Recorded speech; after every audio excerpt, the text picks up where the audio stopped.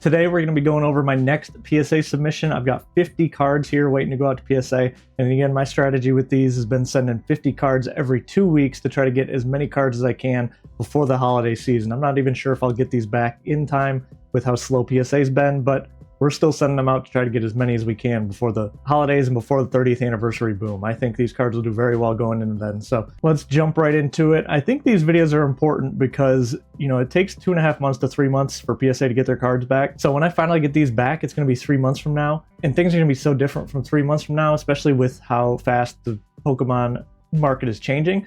So I think it's really important, especially as I'm doing these weekly market update videos, to show you guys what I'm actually buying, what I'm actually sending in for grading, as opposed to just being all talk. I think there's a lot of people out there that are just all talk, and it's YouTube, so there's no way to really prove it without showing it. So this is my way of showing, put my money where my mouth is and showing you guys what I'm actually grading. So I'm going to start here with this Beedrill V. I personally love these V alt arts from Sword and Shield era. They've been going up a little bit. This one is personally one of my favorites, of course, Beedrill Gen 1 Pokemon. I sold one of these earlier in a PSA 10. It hurt to sell, but I knew I could just run the play over again. These V cards typically grade pretty well. I think this one's a little bit bottom heavy, which is the only thing that might hold it up, but it's worth taking a shot at. Even in a 9, I'd like to still have this card, and I made my money on the 10 already, so that one's all right there. This Miraidon EX, another one that I had graded myself in a 10, sold it off, so I'm just running the play again. This card looks a little bit left to right heavy, but again, it's worth taking a shot. Sometimes you just never know. There's so many people at PSA, it's so subjective that really between 9 and a 10, that's just how the grader's feeling that day, as I've mentioned many, many times. So it's worth taking a shot here on this one, although if I had to guess, I would guess 9 or an 8 on this one. But again, because I've already made my money on it, and because I think these cards are going to go up in the future, because I think they're a little bit undervalued, I think this one's still safe to be sending in. Charizard EX here. This is part of my little side quest to get every Charizard from Scarlet and Violet era in a Gem Mint 10. So this is the one from Obsidian Flames, just a basic EX card, but again, I want to try to get every single one from the era in a Gem Mint 10. People talk about how to sort of narrow down your collection goals and all that, and I think one of my collection goals going forward is going to be one of every Charizard, because he's obviously my favorite Pokemon, and there's just no way to possibly catch them all. So Charizard is definitely going to be my focus going forward. So with that goal in mind, that's why I'm grading some of these basic EX cards. Another one is just a little promo from the Charizard box, and this one looked good enough. I bought a bunch of these promos to try to grade the best one, and this one looked the cleanest out of all of them. I think I bought like 5 Charizard promos or basic EX cards, and only these 2 were the gradable ones. So we're going to have to keep working on that. But if those 2 come back, that'll be a good help. This Gengar here, these trainer gallery cards are going crazy, so I bought a bunch of these, hoping to grade some, but again, these ones are so hard to grade, and now, especially as these get a little bit older, people have picked through, graded the good ones already, so this one, if I had to guess, would probably get a 9, and with the way this card's going, some of these, it makes sense to grade even in a 9, because the price of the raw card is just going up so much that you can sell it at a 9 and still do well. But again, with it being, I'm not going to see these cards again for 3 months. Who knows where we'll be in 3 months with these cards. Same thing here with this Pikachu. Pikachu's doing the same thing. Not quite as much as Gengar. Gengar is going crazy because of Phantasmal Flames, but Pikachu, popular Pokemon. I still think this trainer gallery card is a little bit undervalued, but again, looking at this corner, it's probably not going to 10. So, but that's all right. Like I said, a Pikachu trainer gallery card to get it back before Christmas, even in a 9, should do fine. Jolteon and Vaporeon, same thing. I actually bought all of these, the Eevee, the Flareon as well.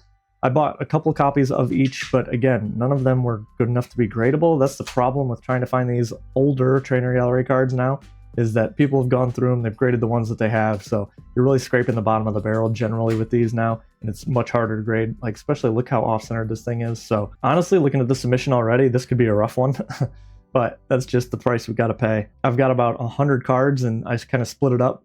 I don't want to send all of the best ones in one submission and all the best and all the worst in the next submission, because again, you never know if you're going to get a good grader, a grader in a good mood or a grader in a bad mood. So you kind of want to mix it up. At least that's been my strategy. So definitely some 10 contenders in here, I promise, but pretty rough start. This Charmeleon looked pretty good. I do want Charmeleon, Charizard, and Charmander all in 10s for this set. 151, just absolutely amazing set. And this Charmeleon looked pretty good. A little bit off-centered, but I do think it's within the range. Again, a little bit of whitening, but with 151, there's almost always whitening. The Charizard's the big boy of the submission, and this card looks super clean as far as centering goes. There is one white dot here in the corner, and usually with PSA, honestly, that one white dot will hold it back. But it's so frustrating because it's like, everything else on this card is absolutely perfect. So you would think if centering, surface, and edges are all 10s and one corner is considered a 9, that would still grade a 10 because it would round up, but that's not how they do it. Seems like 9 times out of 10 that thing's getting a 9, but we'll see. Blastoise here, I still need this in a 10 for my personal collection. I need this and Venusaur. This one actually looked super clean, so I do anticipate this getting a 10, which will be nice because, like I said, I'll just keep that in my personal collection, and then I'll only need Venusaur. Zapdos EX, my favorite card from 151, and this card's been doing really well. Finally getting the love it deserves. It's gone up to the second most expensive card in 151 behind the Charizard, and this card looks super clean, again, except for that tiny little white dot down there. So we'll kind of see how PSA treats that, but I do also think that one could be a 10. On to some promos, with promos doing crazy things. This is part of a collection buyout I bought. I sent off most of the cards from that collection in the last PSA submission I sent off, but I kept one of these. Again, I split them up in between two as to just not send both cards with one submission to kind of hedge my bets a little bit. So I do personally love this card. I think it's really good, but I think it's getting close to like $15 now raw. So for $15, there's probably better cards out there. This Snorlax here, 151 promo, I still think these are criminally undervalued. With 151 ETBs, like $450 now. This thing being only $15 is crazy to me. Popular Pokemon from 151, art rare to complete the set. The people trying to finish 151 are going to need this card forever. So I personally think this card will do very well long term. I bought a whole bunch of these promos actually, and this was probably the best one of the bunch. I think I have 2 more that I'm trying to grade, but this one was probably the cleanest one out of those. So we'll see what happens with that one. Beautiful card. Another one, Magneton promo here, Shinji Kanda art from Surging Sparks. I think this one will do fine, just again because it's Gen 1 Pokemon, Shinji Kanda art, and it looked pretty clean. So Surging Sparks again got reprinted their ETBs, so these could be a pickup as I talk about in my weekly videos. And again, here's some proof that I am actually picking these up and still grading those. This Squirtle here is the Pokemon Center stamp that you got from buying the 151 UPC off the Pokemon Center website. So I got this when it first dropped, graded it in a 10, and then sold it off for probably like $150. And I thought it was cool stuff because I like, you know, it paid for the price of my UPC. It was free. But then looking back at it, this is the only promo that I don't have from 151 technically. I've got the Charmander with the GameStop stamp, the Bulbasaur with the 151 stamp from Best Buy. So this was the only one I was missing, so I needed it for my personal collection. I think I bought it when I made that big sale from the big Snorlax sale. So I decided to pick it up now before it goes even crazier with promos doing what they're doing. This one's super off-centered on the back, but again, sometimes PSA allows that back centering. Otherwise, this thing looked pretty clean. But even in a 9, I'll be keeping this in my personal collection. If it gets a 10, I'll probably have to sell it off just because I don't really collect 10s that much. Sometimes when I grade them, but a card like this that I'm just holding on to kind of complete a set. The Charmander GameStop promo's in a 9 already. I'm okay with having this in a 9. So if it gets a 10, I'll sell it off and regrade it just to keep that money flowing.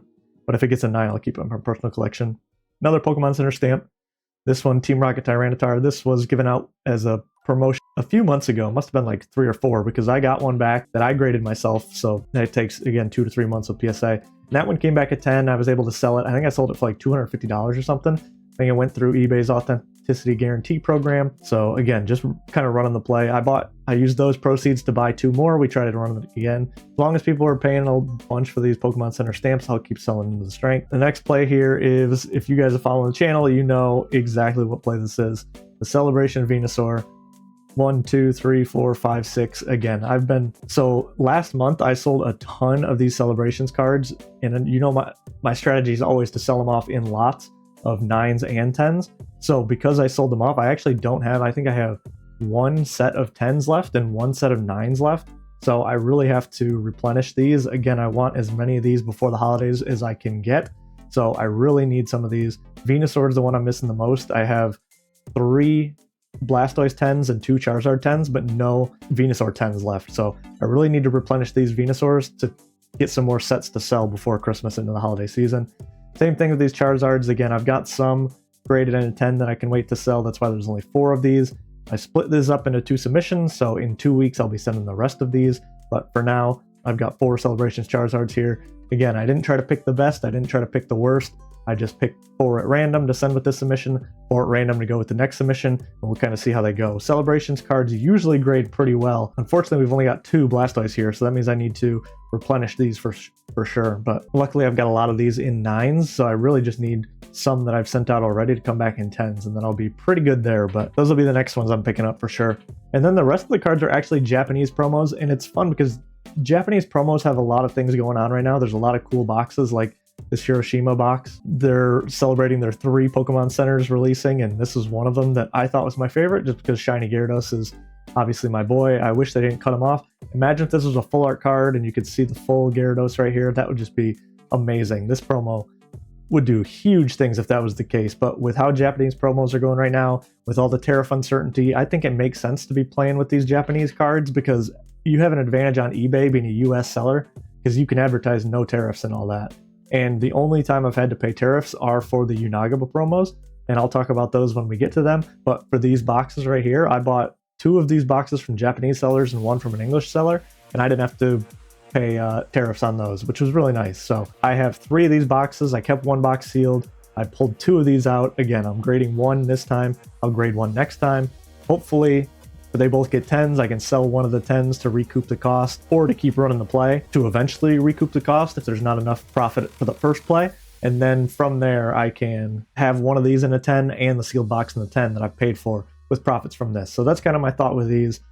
Japanese cards typically grade pretty well, so we won't spend a lot of time looking at these. I'll just go over what I am sending in and why I'm sending them, because we don't talk about the Japanese market when I do my weekly updates, but there's a lot of fun Japanese plays going on right now. Speaking of, this Meowth right here is from a battle deck, but a full art card. If you played the original games like I did, 90s kid, you'll know this was in Cerulean City right here, depicting Meowth right next to that little grassy area right next to the daycare center with Cerulean City in the background. And I just think this is such a cool art with that throwback in the background. I've even got the art style of that back there. So this is just a really cool art piece for 90s kids especially. So I think in my last video I sent 1 of these, and this is the second one of those. I bought 2. As is my plan with everything I do in Pokemon, I try to buy 2 so that I can keep 1, sell 1, hopefully make double my money on the one that I sell, and then keep the other one for free. So that's kind of how I've been growing my collection, and it's been working so far. So the next one is the Unagaba Eevee sets. I personally love these cards, and I do have these in my personal collection already. Let's see if I can just lay them out here. And they look so cool displayed, but here's the thing. So I sold a lot of these in a 10, including the Pikachu. I think I sold them for $1,800 for all of these. And so with that $1,800, I was able to buy 2 more sets of these that I can send off for grading plays again to try to keep the play rolling. But again, I paid I think $1,100 for the set of 2, and then I had $100 of tariffs on the delivery on those. So ended up being about $1,200 for both sets, which is $600 per. But when I'm grading them and selling them for $1,800, as I just did, and that one I sold, I had them for less than a week, so they went super fast. So there's a big demand for these Unagaba cards right now, and again, being a US seller gives me such an advantage that it really makes sense to be doing these plays right now, even though I'm having to pay up a little bit more on getting these cards. But I still think there's plenty of opportunity here. These cards looked pretty good. Like I said, I had some of these in my personal collection, so I went through, and the ones that were a little bit off-centered, I went through and switched with my ones for my personal collection. So I essentially keep the off-centered copies in my binder so that I could keep a set of these for myself personally, but then keep running the PSA 10 plays, because I still think these will do very well going through the boom that we're in right now. And then another fun little promo set here that I'm trying to put together is the McDonald's promo set. Again, if you have been in the hobby for a little while, you know how crazy this Burger Chew was. The Black Label selling for $21,000, while people lining up in Japan to try to get these, throwing food away, ordering with the app. This caused all sorts of chaos. It was supposed to be a 3-day event, canceled it after day 1 because it was so crazy. I think they were actually sold out. They didn't end up canceling it, but it was just so crazy. So these other cards are just basic artworks. They're not eating any McDonald's food or anything like that, but it still does have the McDonald's stamp. So I personally think this could look cool as a set. Again, you know me, my strategy on eBay is to be the set seller, sort of. That's kind of how I want to be known. So I think these will do very well together as a set. The PSA 10 copies of these are actually going crazy too, but I'm so late to that play. People already have their PSA 10s back. That's just not my strategy. I've never really been first to market. If anything, if I grade these and they're not where I think they should be because everyone's racing to the bottom, I don't mind holding on to them personally.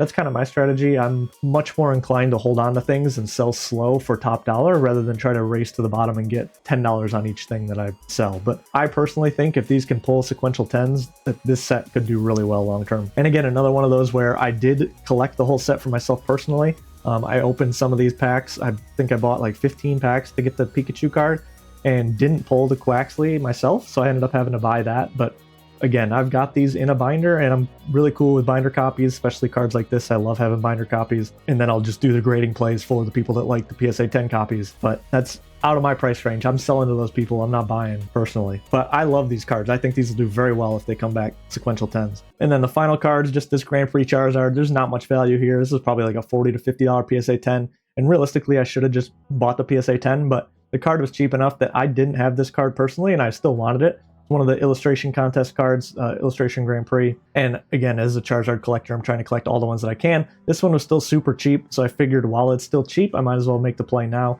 So again, I'll try to grade one, sell one, grade another one, keep it. I sent my last submission 1 or 2 of these, and then I've got 1 or 2 left that I split up in between these 2 submissions. So this one, again, just for the personal collection if I have another 10, but not much value here, but a cool Charizard before promos go crazy.